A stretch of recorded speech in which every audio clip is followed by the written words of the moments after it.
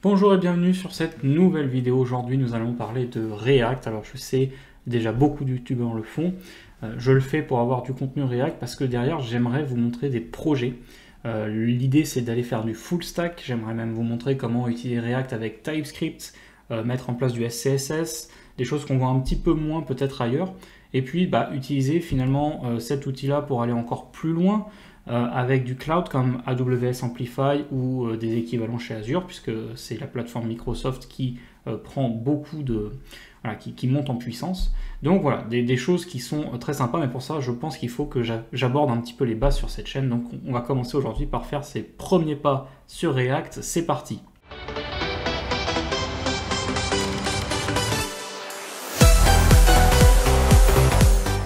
Pour commencer sur React, évidemment, vous aurez besoin de Node.js. Alors Node.js, vous avez deux possibilités, donc je vous mettrai le lien en description.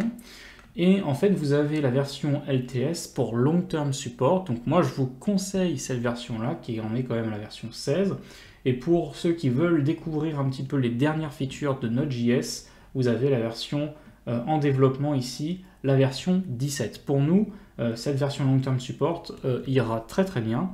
Ça va nous permettre en fait d'utiliser NPM, qui est le gestionnaire de paquets JavaScript, et de pouvoir lancer un petit serveur de développement React. Donc voilà.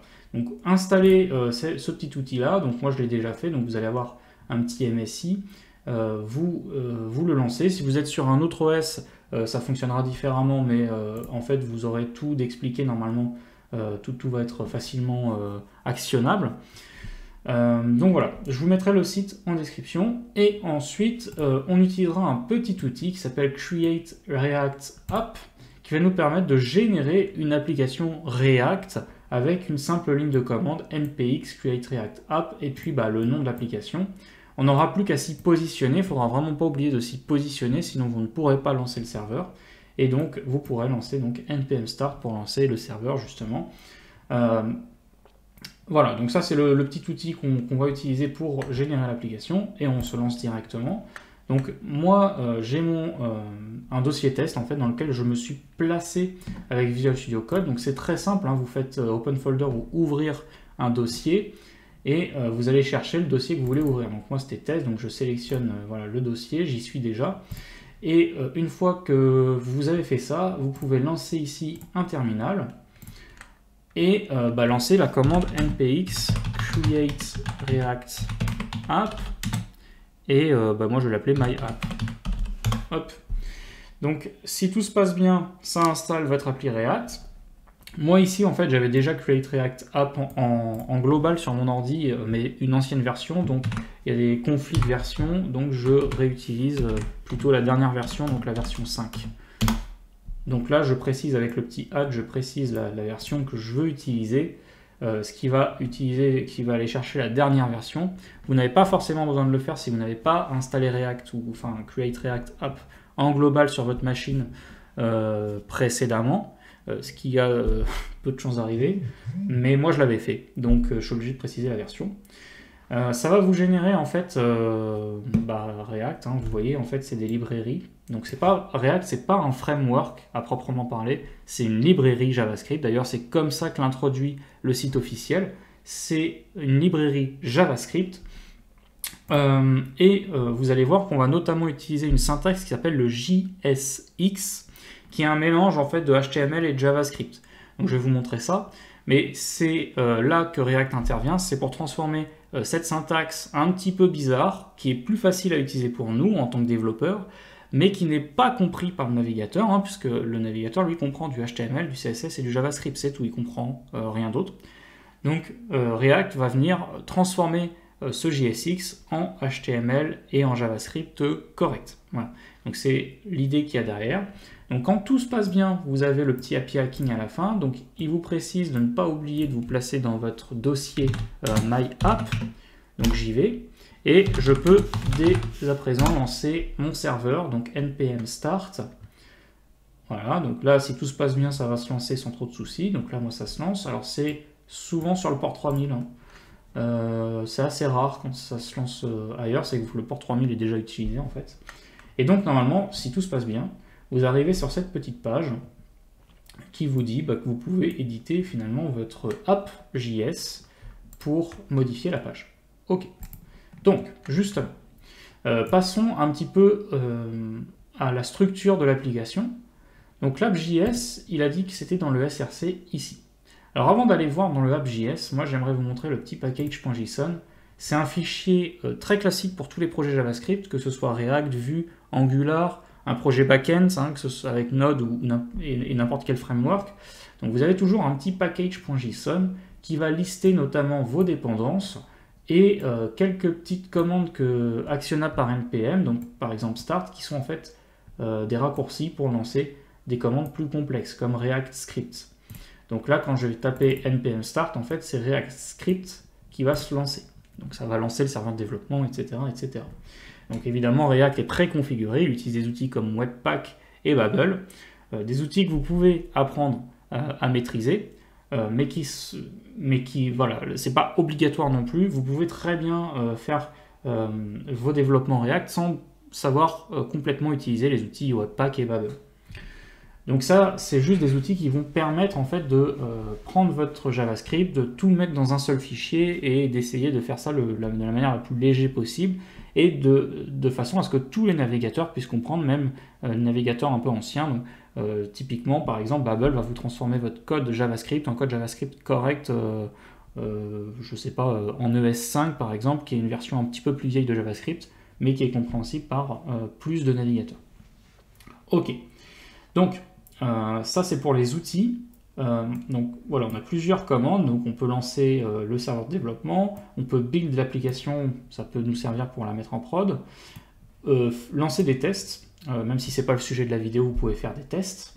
Et là on a nos librairies, donc React, React DOM, bon script, mais vous voyez il n'y a pas grand chose, il n'y a que quelques librairies, on n'a pas de routeur, on n'a pas que sais-je d'animation, voilà, de plein de choses que par exemple Angular vous filerait finalement pour votre développement.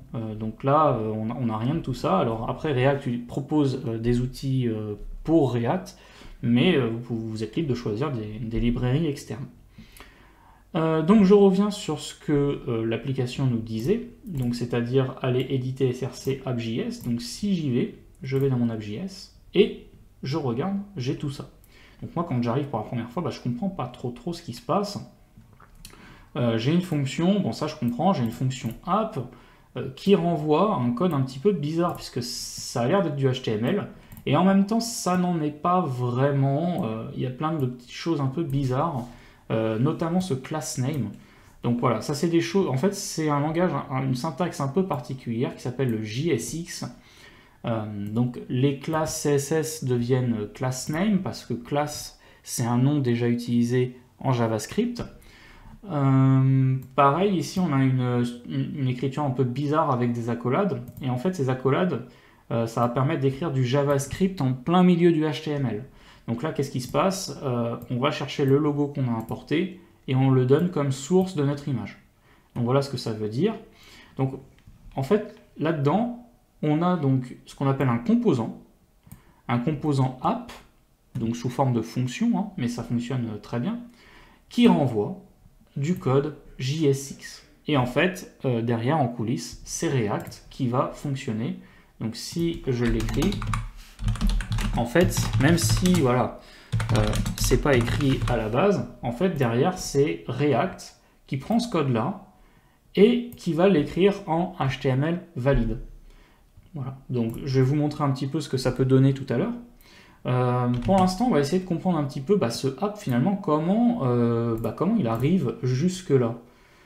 Si j'ouvre ma console développeur, on voit qu'en fait j'ai une div ici qui s'appelle root. Là-dedans j'ai une classe app avec un app header, etc. Et en fait, cette partie app, ça c'est le contenu de mon fichier app. Parce que là, on voit bien class name app qui se transforme, comme je vous l'ai dit, en classe CSS app.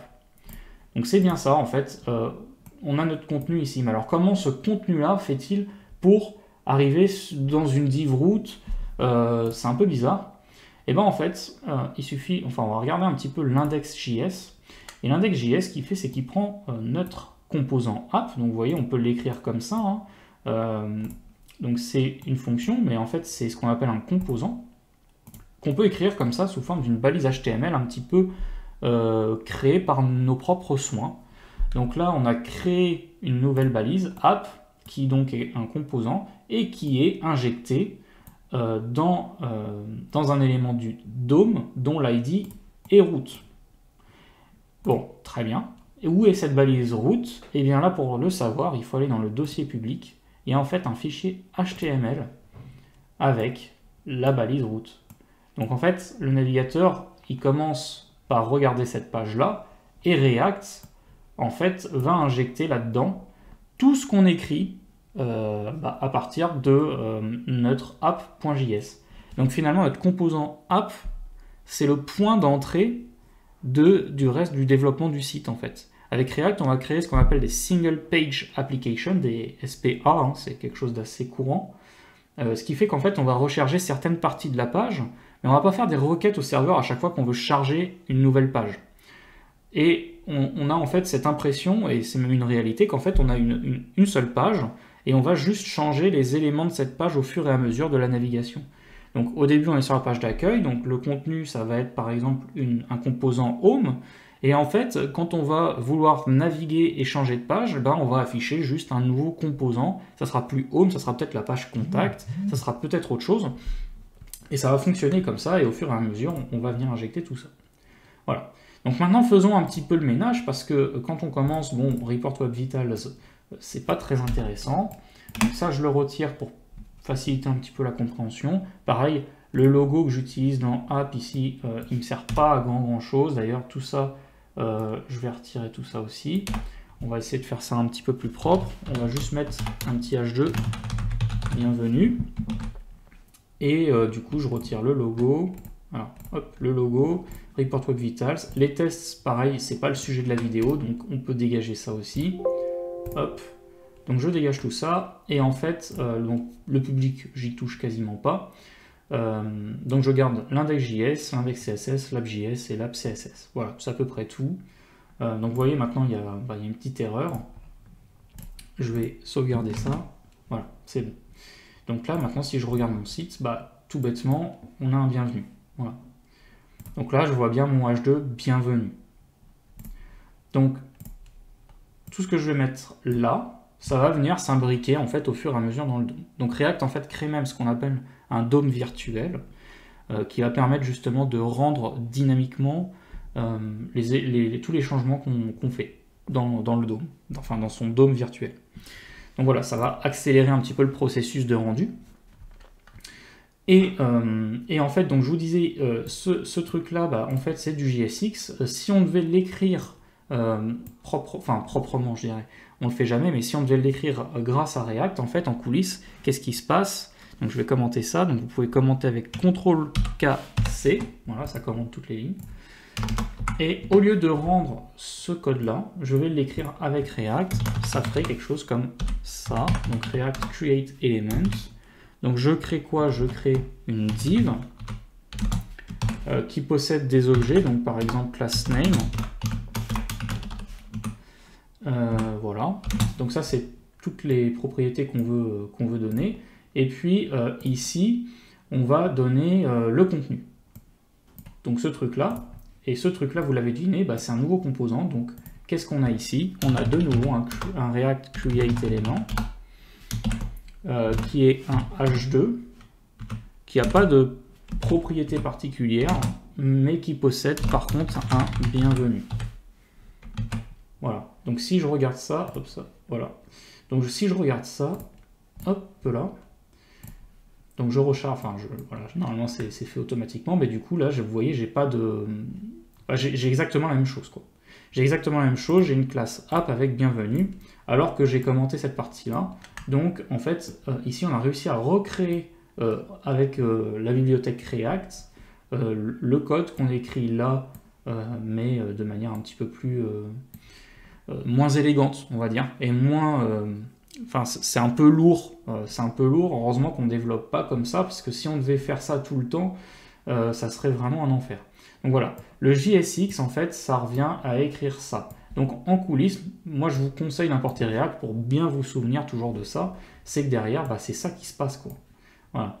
Donc vous allez écrire ça, mais c'est quand même ça qui va se passer. Donc je le retire et je vais décommenter tout ça. Donc petit raccourci pour décommenter, c'est CTRL KU. Donc CTRL KU, ça décommente, voilà. Donc là vous avez un équivalent. Et maintenant, si par exemple peut-être vous voulez créer un bouton pour voir un petit peu ce JSX davantage en action. Hop, quand vous cliquez dessus, il va se passer quelque chose. Donc là, bon, cliquez ici par exemple.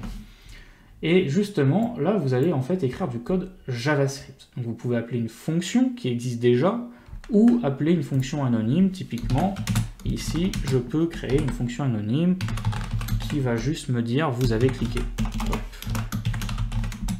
Donc vous avez cliqué. Ok, donc là c'est une simple alerte, hein, rien d'incroyable. Donc si je regarde, hop, j'ai bien mon petit bouton et l'alerte qui se lance quand j'ai cliqué. Donc voilà, ça me permet d'écrire du code JavaScript. J'aurais très bien pu appeler une fonction ici, click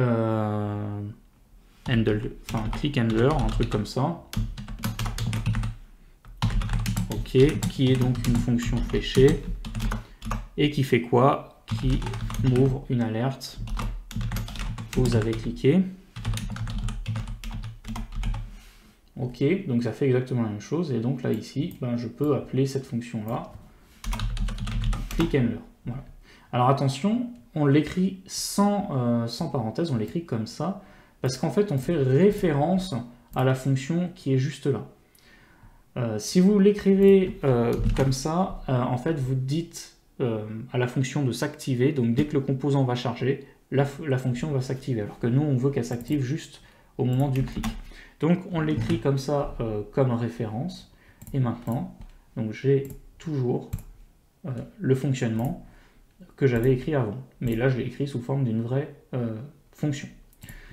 Voilà, donc pareil, un composant ça s'écrit sous forme de fonction, donc moi j'aime bien les fonctions fléchées, donc je vais plutôt l'écrire comme ça, mais ça revient exactement au même, et en fait donc vous écrivez vos fonctions, vous les exportez, et ça vous permet de les importer en fait ailleurs. Donc typiquement ici, l'index importe app et le rend dans la div root. Donc vous comprenez bien que par exemple, si ici j'ai envie d'importer un composant, donc je vais par exemple, je sais pas, créer une petite barre de navigation. Donc typiquement, je ferai quelque chose comme ça. Je me dis, bon, bah, j'importe un composant qui serait ma barre de navigation, en fait, tout bêtement. Alors, elle n'existe pas, donc React, bah, il n'est pas content, évidemment. Donc, qu'est-ce qui manque, qu'est-ce qu'on peut faire? Bah, la créer. Donc, moi, ce que j'aime bien faire, c'est créer un nouveau dossier. Je mets mes composants dedans. Et là, je vais faire navigation.js. Donc, ensuite, vous l'avez compris, on va importer React. Et je vais créer mon composant navigation. Donc c'est une fonction fléchée. Tout ce qu'il y a de plus normal.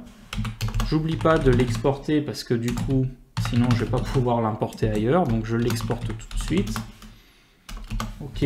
Et donc là-dedans, je vais renvoyer en fait du JSX. Donc je renvoie ça comme ça. Donc je vais faire quelque chose de très simple. Une nav avec une liste de liens. Bon, pour l'instant, voilà, avec même on va pousser même le vis, on va venir faire des petits liens comme ça. Donc il y a un truc qui s'appelle React Router qui gère la navigation dans React, hein. Mais voilà, on va faire comme si on ne savait pas ce que c'était, et je vais créer mes liens comme ça, donc accueil,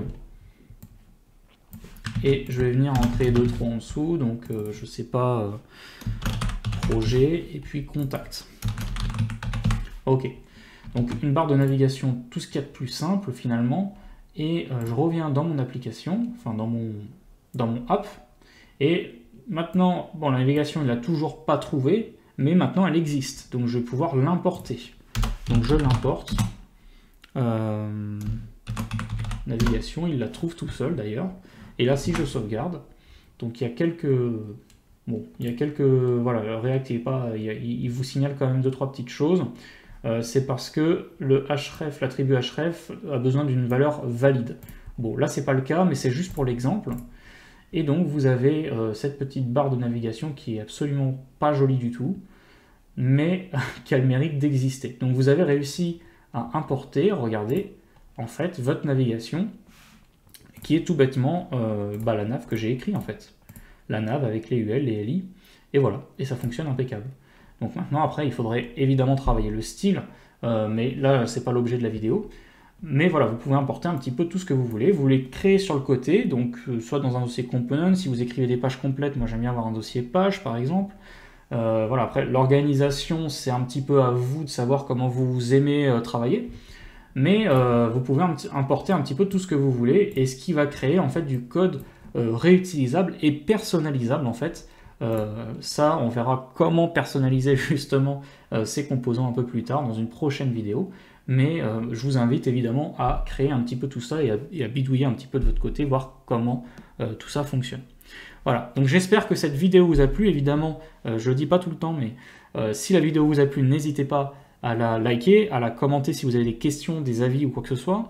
Et puis, du coup, on continuera ces petits tutos React par la suite. Alors, si vous voulez aller plus loin tout de suite, je vous conseille la chaîne de From Scratch qui est vraiment incroyable. Il développe toujours des petits projets, donc vous aurez des utilités très pratiques sur tout ce que vous allez apprendre, mais il va très loin tout de suite. Donc voilà, moi j'aime beaucoup, mais voilà, attention. Et puis vous avez évidemment GraphiCart qui est très inspirant toujours, hein, et qui vous permet d'apprendre tout un tas de choses. Donc je vous invite à aller voir tout ça. La doc, hein, un petit site aussi que je vous donne, qui est un petit peu en bêta. Je ne sais plus comment il s'appelle, mais je vais taper ça, je vais trouver. Voilà. Donc c'est ce petit site que je vous mettrai en commentaire. Et pareil en fait sur ce site, donc vous pouvez aller un peu plus loin et vous avez des exemples de code et c'est interactif. Donc là par exemple si je dis coucou, vous voyez, ça change automatiquement. Donc vous pouvez venir bidouiller un petit peu tout ça. Pareil, donc un peu plus bas vous avez d'autres exemples. Donc là par exemple on crée des profils. Ok. Bon, enfin, vous avez plein de...